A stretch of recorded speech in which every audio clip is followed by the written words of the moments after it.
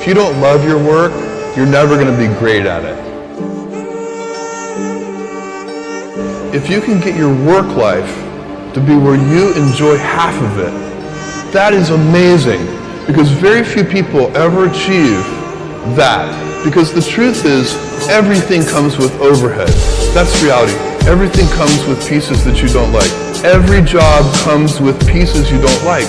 And we need to say, that's part of it. You have to figure out how to set up your life in such a way that you can minimize the things. And I find people don't dislike hard work. What people dislike is being out of control.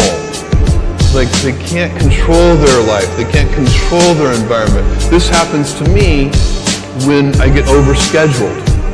I hate being overscheduled. I want some time to be able to think and free myself. We all have the same amount of time in the world. Nobody has more time than anybody else. And when you become a very successful person, one of the things, you start to get overscheduled. If you don't love your work, you're never going to be great at it. The other thing I would suggest to any young person, even before they start their career, is to really think about their choices. Because I find young people, and when I was young, I made this mistake too. You can get very fixed on your gifts. So everybody has gifts. You know, you have gifts and you have things that you didn't get gifted. Maybe you're extremely beautiful. Maybe you're extremely good at mathematics. There are a lot of things that you can be given. But those things can confuse you because they're not the things that construct your life. It's your choices that construct your life, not your gifts. You can celebrate your gifts. Be proud of them. Be happy of them. Actually, don't be proud of them. Be celebratory of them, but you can't be proud because they're gifts. They were given to you. You didn't earn them. You can only be proud of the things you earn. And so, as I got older, I started to realize I wasn't proud of my gifts. I was always good at school. School was always easy for me, and I was always proud that I was a great student. I got A's in all my classes.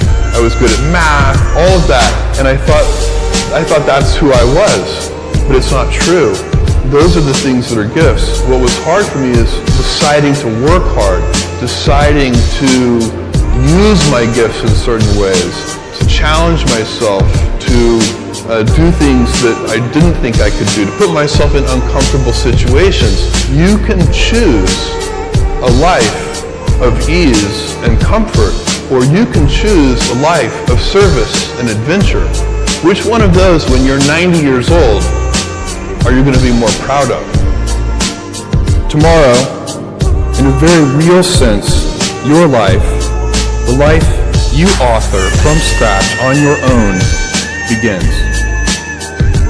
How will you use your gifts? What choices will you make? Will inertia be your guide, or will you follow your passions? Will you follow dogma, or will you be original? Will you choose a life of ease or a life of service and adventure? Will you wilt under criticism or will you follow your convictions? Will you bluff it out when you're wrong or will you apologize? Will you guard your heart against rejection or will you act when you fall in love? Will you play it safe, or will you be a little bit swashbuckling? When it's tough, will you give up, or will you be relentless? Will you be a cynic, or will you be a builder? Will you be clever at the expense of others, or will you be kind?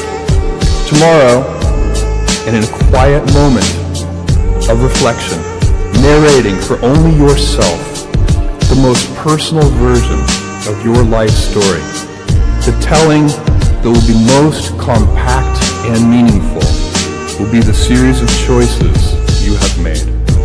In the end, we are our choices. Build yourself a great story.